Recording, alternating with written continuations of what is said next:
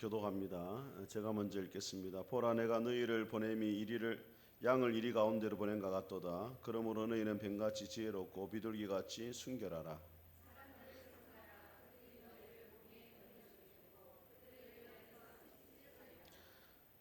또 너희가 나로 말미암아 총독들과 임금들 앞에 끌려가리니 이는 그들과 이방인들에게 증거가 되게 하려 하심이라.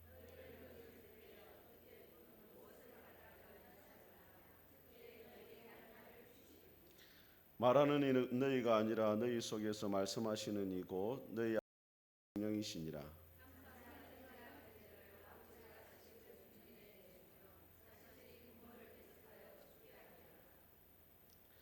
또 너희가 내 이름으로 말미암아 모든 사람 미움을 받을 것이나 끝까지 견디는 자는 구원을 얻으리라.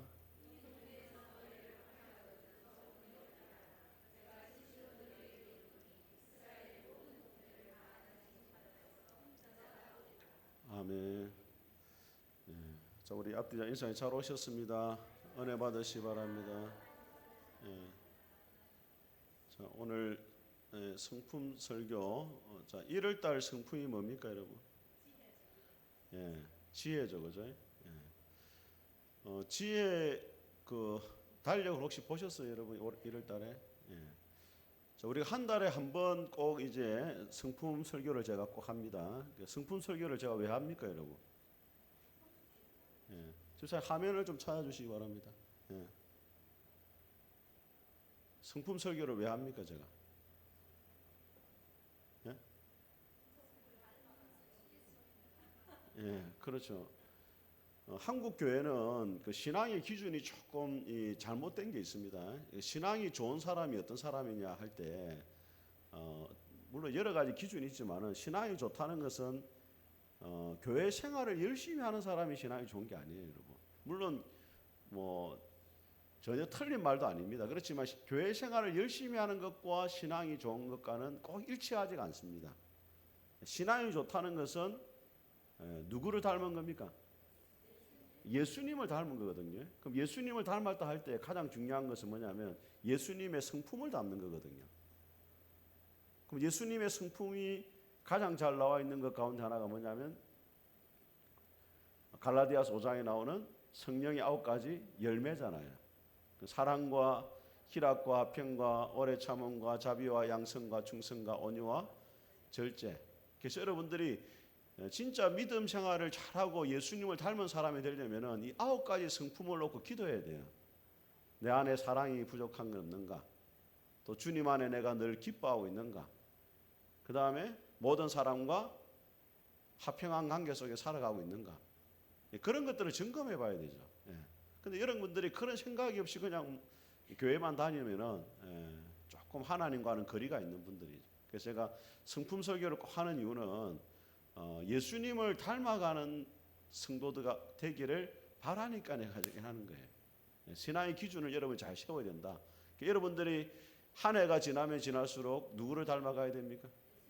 그렇죠. 예수님을 닮은 사람이라는 소리를 조금 들어야 돼요. 그냥 뭐 교회에 열심히 다닌다, 교회에 빠졌다 이런 이야기 아니고 예수님을 참 닮았다. 주변 사람들로부터 다 당신을 보니까 참 예수님이 누군지 알 것 같고 하나님이 어떤 분이신지 내가 조금 알 것 같다.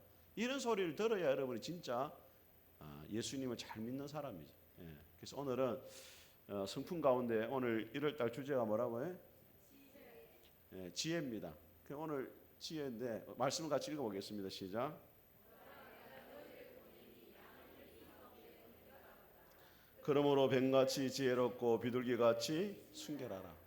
예수님이 제 아들을 세상에 보내시면서 내가 너희를 이리 가운데로 보낸 것 같다 하면서 세상 가운데서 전도를 하고 복음을 전하기 위해서는 첫째는 뭐가요? 뱀같이. 왜 뱀이 지혜롭습니까, 여러분? 뱀같이 징그럽고 이렇게 하면 좀 이해가 되는데, 근데 창세기 3장에 하와를 유혹할 때 사탄이 누구를 사용했습니까? 뱀을 사용했죠. 뱀이 뭐라 되냐? 가장 강교한 자라 되어 있는데 다르게 말하면 슬기로운 자들이에요. 뱀이. 유대인들은 왜 뱀이 지혜롭다 했냐면 뱀 햇바닥을 보세요. 햇바닥이 지금 몇 개로 갈라져 있습니까? 두 개로 갈라져 있잖아요. 뱀은 말을 잘하는 것이 하나의 상징입니다. 말을 잘한다는 것은 뭐가 있냐면 지혜가 있다는 거거든요. 그래서 예수님이 뱀같이 지혜로워라. 복음을 전할 때는 지혜가 있어야 되고, 그 다음에 비둘기같이 마라. 순결하라. 세상 가운데로 들어가지만은 세상에 속해서는 안 된다. 그런 의미로 말씀하신 겁니다. 자, 같이 한번 읽어보겠습니다. 시작. 하나님의 가치 기준으로 삶의 상황을 보고 반응하는 것이다. 그러니까 지혜라는 것이 뭐냐? 남다른 관점을 가지고 있는 거예요. 세상을 바라보는. 그게 바로 지혜라는 거예요. 특별히 하나님의 기준으로 삶의 상황을 바라보고 그에 따라서 반응하는 것. 그래서 이런 말이 있습니다. 사건보다 더 중요한 것은 뭐라고요? 해석이라는 거예요. 어떤 사람은 물이 남았을 때 반이 남았는데 반밖에 안 남았다는 사람이 있고, 어떤 사람은 뭐래요? 반이나 남았다 이런 사람 있죠. 여러분, 다윗이 골리앗을 쉽게 이길 수 있다라고 자신한 이유가 뭡니까? 이스라엘 백성들은, 군사들은 골리앗이 너무 키가 크고 뭐 장대하니까 이길 수가 없다 생각했지만은, 다윗은 뭐라 말했냐면 물맷돌을 던지는데 표적이 너무 크니까 잘 맞출 수 있다라고 생각하고 갔다, 이런 이야기가 있어요. 바라보는 관점이 다르다는 거예요. 지혜라는 것이 뭐냐? 하나님의 눈으로 바라보는 거죠. 예. 여러분, 바울이 3번 기도했는데 무엇을 놓고 3번 기도했습니까? 예? 육체의 가시 때문에 3번 기도했잖아요. 근데 하나님의 응답이 뭐였습니까? 가시를 빼주는 게 아니었잖아요. 우리는 가시가 있으면 가시를 빼달라고, 문제가 있으면 문제를 빨리 해결해 달라고 기도하잖아요. 근데 하나님 응답이 뭐라고 왔습니까? 내 은혜가 너에게 족하다. 하나님의 은혜가 지금 족한 상태라는 거예요. 가시가 있는 게. 왜? 이는 내 능력이, 하나님의 능력이 네가 약한 데서 온전해진다. 왜냐하면 약하니까 더 하나님 앞에 기도하게 되고 교만하지 않게 되고 겸손하게 되니까 그것이 너에게 은혜라는 거예요. 믿습니까, 여러분? 그러니까 바울이 가시는 해결이 안 됐지만은 육체의 가시를 보는 눈이 달라졌어요. 아, 하나님 왜 나에게 육체의 가시를 주셨느냐? 이 육체의 연약함 때문에 내가 더 겸손해지고 하나님을 더 의지할 수 있도록 하나님 만드신 하나의 도구구나, 이렇게 생각하니까 뭐예요? 마음이 이제 해결이 되는 거죠. 예. 왜 자꾸 자꾸 여기가 지금 무슨 하마스도 아니고 왜 이렇게 폭탄이 자꾸 떨어지? 예. 자, 다음 넘어가겠습니다. 자, 이번에 성품의 동물을 보니까 뭐라 되어 있냐면 큰뿔 부엉이라 되어 있습니다. 한번 읽어보겠습니다. 시작. 큰뿔 부엉이의 귀는 다른 차원에서 본다고 말할 수 있다. 밑에 귀는 서로 깔려 있어서 사방의 소리를 듣기 때문에 부엉이는 발걸음 소리만 나도 먹잇감의 위치를 찾아내고 추적할 수 있다. 그래서 부엉이가 뭐 지혜의 상징이다, 뭐 이렇게 하는데 납득은 잘 안 됩니다, 솔직하게. 근데 자, 넘어가겠습니다. 자, 히브리어로 지혜라가 뭐냐면 히브리어로 호커마면 따라 호커마. 이를 하나 알고 있으면 또 좀 좋아요. 호커마, 지혜가 호커마다. 히브리인들의 말하는 지혜는 3가지입니다. 특징은 뭐냐면 도덕적인 지혜입니다. 같이 읽어보겠습니다. 시작. 올바른 선택과 도덕적 결정을 내리는 능력이다. 두 번째, 기술적인 능력도 지혜라고 합니다. 시작. 특정 기술이나 솜씨를 지칭할 때. 다음 3번째, 영적 통찰입니다. 시작. 하나님의 뜻을 이해하고 그에 따라 행하는 능력이다. 자, 그래서 보면은, 자, 같이 한번 읽어보겠습니다. 시작. 모세가 이스라엘 자손에게 이르되 볼지어다 여호와께서 유다 지파 우리의 아들인 브살레를 지명하여 부르시고 하나님의 영을 그에게 충만하게 하여 지혜와 청명과 지식으로 여러 가지 일을 하게 하시되. 자, 브살렐과 올리압은 뭐 한 사람입니까, 여러분? 그렇죠. 성막을 만드는 일에 모세가 기술자로 이제 붙인 사람이죠. 근데 그들이 지혜와 청명과 지식이 있었다. 그렇게 여기서 말하는 지혜는 그럼 뭘 말하는 겁니까? 앞에서 3가지 중에 도덕적 지혜, 기술적 능력, 영적 통찰. 기술적 능력을 가진 사람이 있는 거죠. 그게 지혜롭다 이야기한 거죠. 자, 다음 한번 보겠습니다. 시작. 자, 같이 읽겠습니다. 시작. 온 이스라엘이 왕이 판결하는 것을 듣고 그를 두려워하였으니 이는 하나님의 지혜가 그에게 있어 판결하기. 자, 솔로몬에게 뭐가 있었습니까? 하나님의 영적 통찰을 말하는 거죠. 남다른 통찰력이 있었다. 자, 그 다음에 같이 읽겠습니다. 시작. 여호와를 경외하는 것이 지혜의 근본이요 거룩한 신자를 아는 것이 명철이니라. 여기서 말하는 지혜는 모든 것을 다 통달한다고 볼 수 있겠습니다. 그런데 잠언의 말씀은 여러분이 잠언은 누가 지었습니까? 솔로몬이 지었잖아요. 가장 지혜로운 사람이 인생의 어떤 그 교훈을 담아놓은 게 잠언이거든요. 잠언은 몇 장으로 되어 있습니까? 31장으로 되어 있습니다. 그래서 매일 한 장씩 읽으면은 잠언의 말씀을 한 달에 한 번 읽을 수 있죠. 그래서 여러분 특별히 사업을 하시거나 이 기업을 경영하시는 분들은 이 솔로몬의 잠언의 말씀을 매일 한 장씩 읽으시기를 권면합니다. 자, 그 다음에 성경이 말하는 지혜를 한번 보겠습니다. 자, 여러분 이 홍해 바다가 있잖아요. 옆에 한번 말씀 읽어보겠습니다. 시작. 모세가 바다 위로 손을 내밀매 여호와께서 큰 동풍이 밤새도록 바닷물을 물러가게 하시니 물이 갈라져 바다가 마른 땅이 자, 이스라엘 백성들이 애굽에서 나왔는데 앞에는 홍해 바다가 있고 뒤에는 애굽의 백성들이 따라왔잖아요. 길이 없었어요. 길이. 그죠?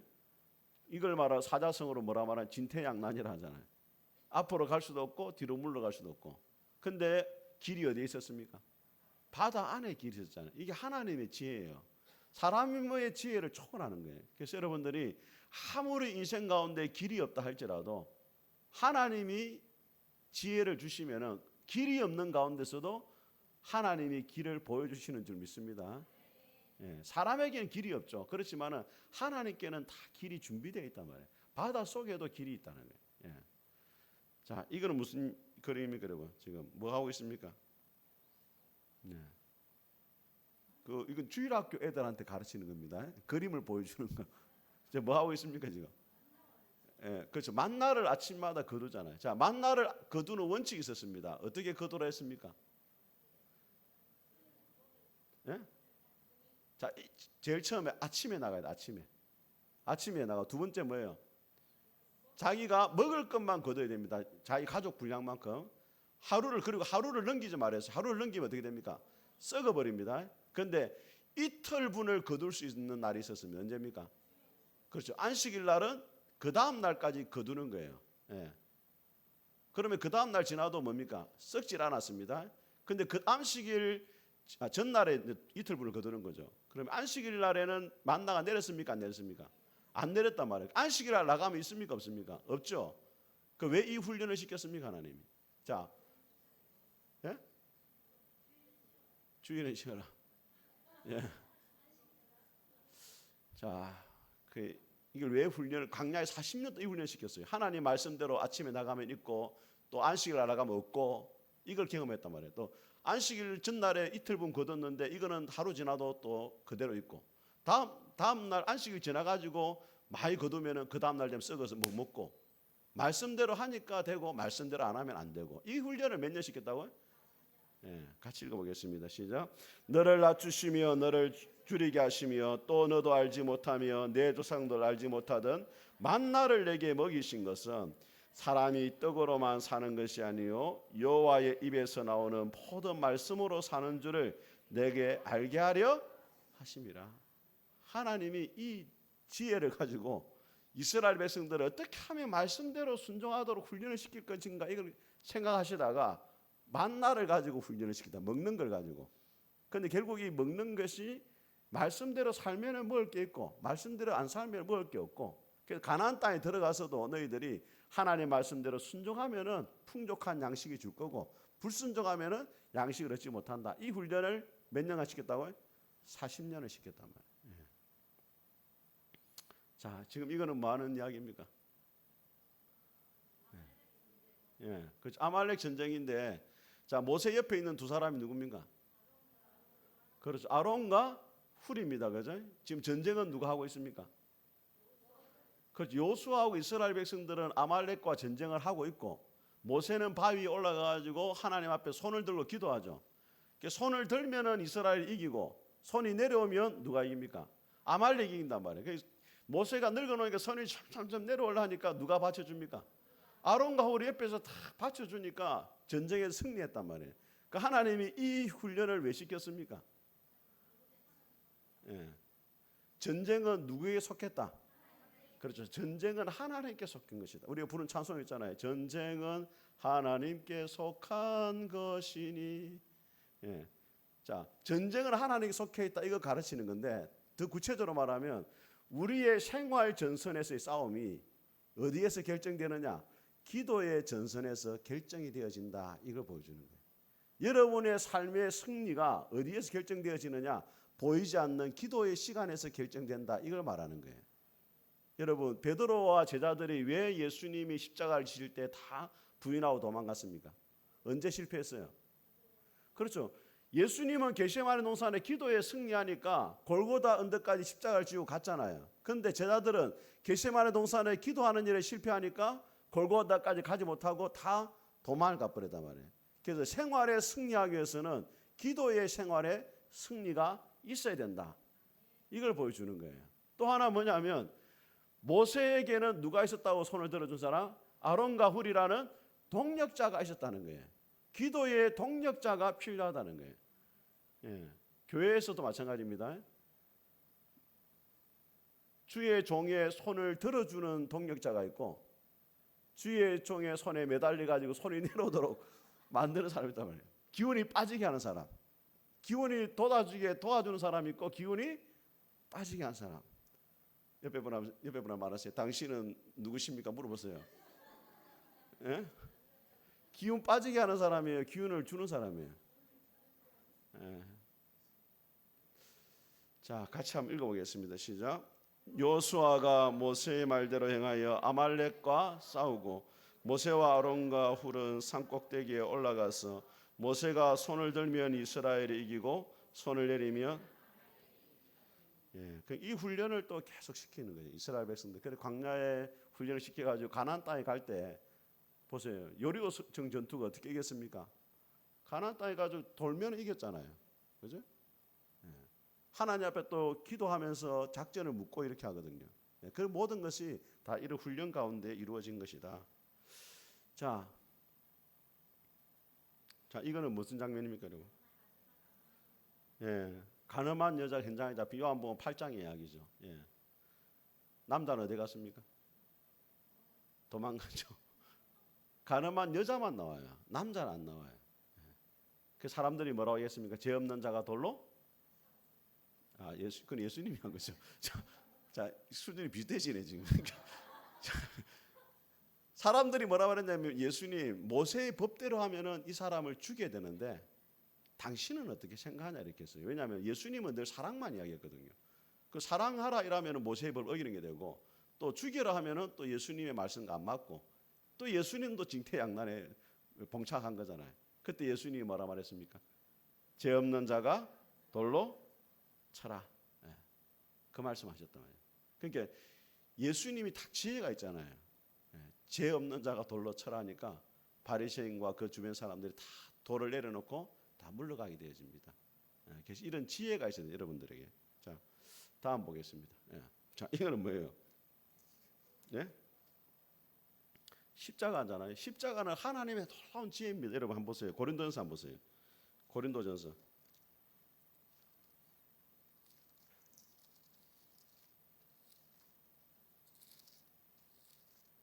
고린도전서. 자, 1장 보세요.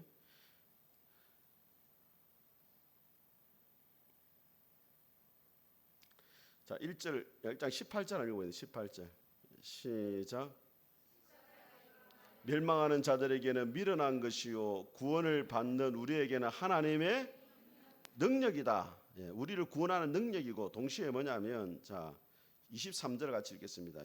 24절까지 시작. 우리는 십자가에 못 박힌 그리스도를 전하니 유대인에게는 거리끼는 것이요 이방인에게는 미련한 것이로되 오직 부르심을 받은 자들에게는 유대인이나 헬라인이나 그리스도는 하나님의 능력이요 하나님의 지혜다. 왜 십자가가 지혜냐? 여러분 십자가가 말하고 있는 것이 두 가지입니다. 예수님이 십자가에 돌아가실 때 양편에 누가 있었습니까? 강도가 있었잖아요. 그럼 예수님이 양편 강도의 중앙에 돌아가셨는데 왜 예수님은 그 죄인들 사이에 죽었습니까? 죄인들 사이에 죽으신 이유가 있거든요. 그게 뭘 말하냐면 예수님 역시도 죽을 수밖에 없는 뭐라고요? 죄인이었다는 거예요. 죄인의 자리로 낮아지셨다 이 말을 말한 거거든요. 예. 그러면 십자가는 죄인을 죽이는 자리인데 왜 이게 하나님의 지혜냐? 결국에는 그 십자가는 우리를 대신해서 죽으신 십자가거든요. 그래서 하나님이 저와 여러분들을 구원하기 위해서는 저와 여러분들의 죄의 대가를 지불해야 돼요. 우리가 죽어야 돼요. 심판을 받아야 돼요. 그럼 심판을 받으면은 우리는 구원을 못 받아요. 근데 누가 대신해서? 예수님이 대신해서 십자가에 죽으시고 하나님의 심판을 받았기 때문에 우리가 구원을 받는 거거든요. 이걸 다르게 말하면 시편 이렇게 말합니다. 자, 시편 85편에 보면 제가 읽어드릴게요. 인애와 뭐가 만나고 하나님의 진리대로 하면 우리가 죽어야 되는데 하나님의 그 사랑이 우리 대신 누구를 죽였다? 예수님을 죽였다 이 말이에요. 그 다음에 뭡니까? 의와 화평이 서로 입을 맞춘다. 하나님의 공의를 보면은 예수님이 그 대가를 지불하신 것이고 그 결과로 하나님과 우리 사이에 뭐가 주어졌다? 화평이 주어진. 그래서 십자가는 하나님의 지혜입니다. 지혜. 어떻게 이런 지혜를 하나님이 생각해내셨는지. 그 십자가 이렇게 말합니다. 따라합니다. 당신은 죽을 수밖에 없는 죄인입니다. 그럼에도 불구하고 하나님께서 당신을 사랑하십니다. 그 십자가 말하는 거예요. 당신은 죽을 수밖에 없는 죄인입니다. 그럼에도 불구하고 하나님은 당신을 사랑하십니다. 그래서 예수님을 십자가에 죽이셨습니다. 하나님의 공의와 사랑이 만나는 자리가 십자가입니다. 자, 성경의 지혜로운 사람, 가장 지혜로운 사람이 누굽니까, 여러분? 솔로몬이죠, 그죠? 솔로몬의 재판이 유명하잖아요. 두 여자가 같이 잠을 잤는데 자고 나니까 자기 아들 한 명이 죽어 있는 거야. 이게 두 여자가 와가지고 서로 살아있는 아들이 자기 아들이라고 막 우겼잖아요. 그때 솔로몬이 뭐라고 말했습니까? 애를 반으로? 거기서 이제 현대자동차가 이 솔로몬에게 이제 그 로얄티를 줘야 돼요. 거기서 나온 게 아반떼거든요. 아반떼라. 그 현대자동차가 이 로얄티를 내야 돼. 아반떼 했잖아. 그래서 그 이제 신하가 막 죽이려니까 또 기아도 내야 돼. 기아 자동차도. 아 벨라 그만해라. 아 벨라 이래가지고 살린 거거든요. 그래서 지혜입니다. 지혜. 자, 우리 9절 같이 읽어봅니다. 시작. 누가 주의 이 많은 백성을 재판할 수 있사오리까? 듣는 마음을 조에게 주사 주의 백성을 재판하여 선악을 분별하게 하옵소서. 자, 11절입니다. 시작. 오직 송사를 듣고 분별하는 지혜를. 자, 한글 개혁 성경에는 이전의 성경에는 지혜로운 마음을 달라 이래 되는데 개혁 개정이 되면서 뭐로 바뀌었냐면 듣는 마음이라 돼 있는데 우리가 이 듣는 마음이 뭐냐 헷갈리잖아요. 그 뒤에 다 설명이 되어 있어요. 뭐라고 되어 있습니까? 선악을 분별하는 걸 말하는 거고 11절에 뭐라 합니까? 분별하는 지혜를 듣는 마음이라는. 분별하는 지혜. 뭐가 옳고 그른지를 분별하는 게 지혜입니다. 지혜. 자, 여러분 이 바울이 예수님 믿고 나서 복음을 막 전했는데 예루살렘에서 잡히게 됩니다. 잡히기 전에 이제 제자들이 막 예루살렘을 가지 말라 하죠. 가면은 당신이 고난을 겪는다고 예언도 듣고 막 이래요. 그때 바울이 뭐라 말하냐면 나의 달려갈 길과 주 예수께 받은 사명 곧 하나님의 은혜의 복음을 전하는 일을 마치려면은 나의 생명을 조금 더 귀한 것을 여기지 않겠다. 그 예루살렘으로 갑니다. 그 예루살렘 잡혀요. 재판이 막 열리는데 바울이 뭐라 말하냐면 내가 로마 시민이다. 나는 가이사 앞에 가가지고 로마에 가서 내가 재판을 받아야 된다. 왜? 내가 로마 시민이니까. 그렇게 막 주장을 하거든요. 그래가지고 결국 바울이 어디 가냐면 로마까지 가게 돼요. 로마까지. 자, 보세요. 자, 같이 한번 읽어보겠습니다. 25장 9절 시작. 베소더가 유대인의 마음을 얻고자 하여 바울에 묻되 네가 예루살렘에 올라가서 이 사건에 대하여 내 앞에서 신문을 받으려느냐. 10절 바울이 이르되 내가 가이사의 재판 자리 앞에 섰으니 마땅히 거기서 신문을 받을 것이라. 당신도 잘 아시는 바와 같이 내가 유대인에게 불의한 일을 행한 일이 없나요? 자, 바울의 계획이 뭐냐면 로마까지 가서 복음을 전해야 되는데 로마까지 가려면 돈이 많이 들잖아요. 또 누가 있었냐면 바울을 죽이기 위해서 기다린 사람들이 40명이었어요. 예루살렘 안에. 그러니까 바울이 일부러 잡혀가지고 죄수가 돼가지고 로마 군인들의 보호를 받으면서 뱃삭도 하나도 지불 안 하고 어디까지 가요? 로마까지 가요. 바울이 지혜가 있는 거예요. 지혜. 바울까지 로마까지가 복음을 전해야 어떻게 할까? 생각해 보니까 재판 받을 때 내가 로마 시민권을 주장해 가지고 로마로 가야 되겠다. 이래 가지고 바울이 돈 한 푼 안 들이고 경호를 받으면서 어디까지? 로마까지 가는 거예요. 예. 자, 그 다음에 지혜로운 여인 중에 하나, 이분이 누굽니까? 예? 예, 모세의 어머니죠. 모세의 어머니. 예. 모세의 바로 왕이 오늘 새벽기도에도 나왔지만은 산파들에게 남자 아이를 놓으면 다 죽이랬거든요. 예. 그런데 이 모세와 아므람이 모세가 아니고 요게벳과 아므람이 아들을 낳았는데 누가 태어나면 모세가 태어나잖아요. 처음에는 애를 키울 수 있었어요. 우는 소리가 별로 안 컸거든요. 근데 석 달이 딱 지나니까 소리가 커지니까 더 이상 못 키우는 거라. 그래가 요게벳이 어떻게 합니까? 갈대 상자를 만들어 가지고, 예? 나일강 위에 역청을 발라 가지고 물에 띄우잖아요. 예. 그래서 이 갈대 상자가 참 의미가 있는 거예요. 뭐냐면 아이를 갈대 상자에 담아 가지고 누구한테 맡긴 겁니까? 하나님께 맡긴 거예요. 우리 부모님 중에는 두 분류가 있습니다. 아이를 간 속에 집어넣는 애가 있어요. 애를 막 못 살게 굴어요. 애를 조지 가지고 간 속에 집어넣어가 죽이는 애가 부모가 있어요. 그러지 간 속에 집어넣지 말고 어디 집어넣어야 돼요? 갈대 상자 안에 넣어가지고 하나님께 맡겨야 돼요. 때가 되면은 여러분 자식들을 떠나보내야 돼요. 내 마음대로 안 됩니다, 자식들이.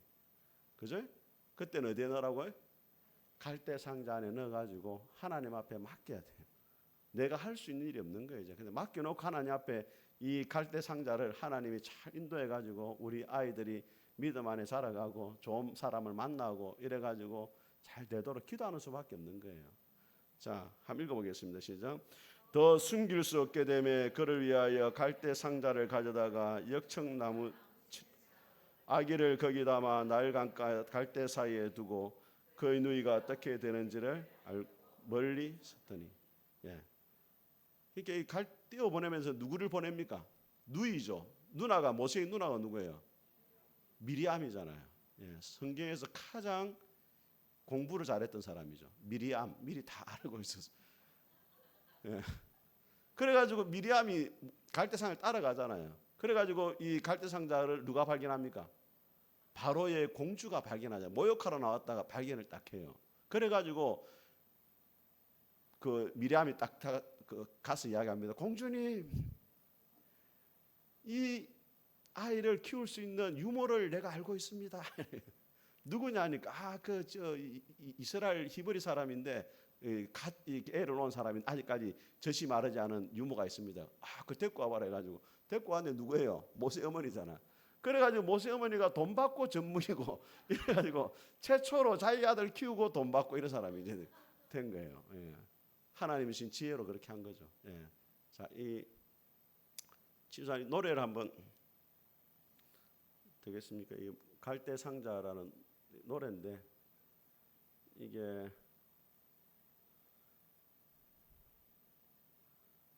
음악이 나와야 되는데 예.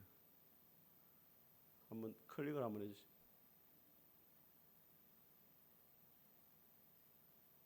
예, 이 노래 들으면 참 눈물 납니다. 예.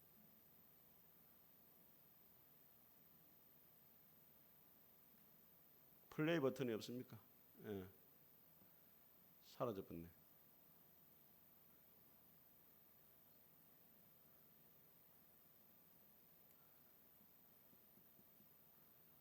예. 안 보입니까, 집사님?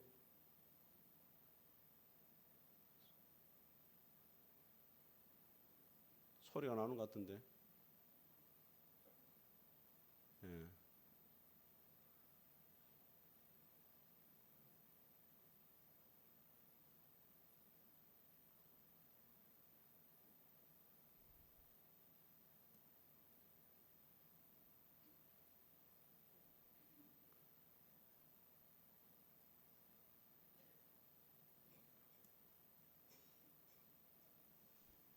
플레이만 누르시면 되는데 집사님.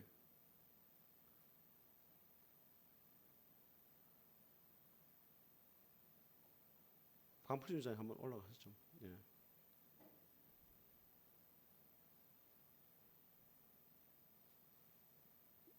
그 파워포인트 안에 있는 플레이를 누르셔야 되는데.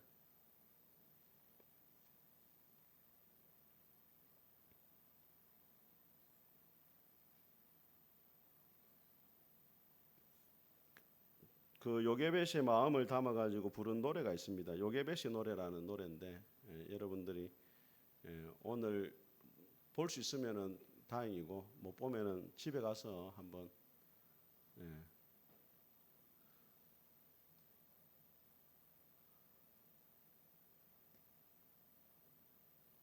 없습니까? 안 돼요? 자료가 없으면 알겠습니다. 제가 잘못한 걸로. 자. 내 탓이요, 내 탓이요. 모든 게 내 탓이. 자, 다음 보겠습니다. 그러면은 자 마지막 마무리하겠습니다. 다음 화면으로 좀 넘겨주십시오.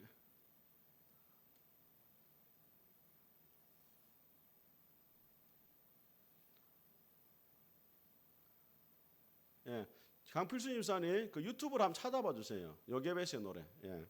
자, 같이 한번 제가 앞에 까만색 읽고 여러분 붉은색 읽겠습니다. 하나님이 주신 능력으로 하나님을 경외하는 사람에게 지혜가 반드시 주어집니다. 두 번째, 하나님이 주신 능력으로 말씀을 가까이 하면 지혜가 생기게 되어 있습니다. 세 번째, 하나님이 주신 능력으로 하나님께 지혜를 구하는 거죠. 무엇을 해야 되는지, 어떻게 선택해야 되는지. 자, 네 번째, 하나님이 주신 능력으로 하나님이라면 어떻게 하실까 이런 거죠. 우리 책도 예수님이라면 어떻게 하실까라는 책이 있잖아요. 그렇게 하면은 실수가 없겠죠. 자, 다음 화면이 왜 바뀌었습니까? 자, 하나님이 주신 능력으로 따라합니다. 목회자와 권위자의 조언을 귀담아 듣는다. 하나님이 주신 능력으로 목회자와 권위 있는 사람, 또 옆에 주변의 믿음의 사람들에게 충고를 받아들이는 것도 지혜롭게 살아갈 수 있는 길이 되어집니다. 찾을 수 있겠습니까? 아이고 이래가지고 오늘 집에 가겠나? 강필수님 되겠어요? 안 됩니까? 안 되면 집에 갑시다. 자, 우리 찬송하겠습니다. 384장.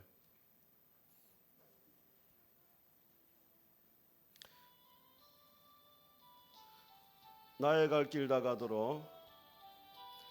미가엘 좀 올려주세요. 나의 갈 길 다가도록 예수 인도하시니 내 주 안에 있는 그 유 어찌 의심하리요. 믿음으로 사는 자는 하늘 위로 받겠네. 무슨 일을 만나든지 만사 형통하리라. 무슨 일을 만나든지 만사 형통하리라.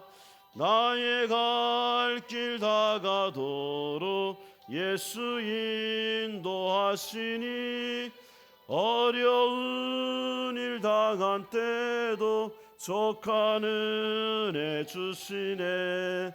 나는 심히 고단하고 영혼 매우 가라나 나의 앞에 반석에서 샘물 나게 하시네.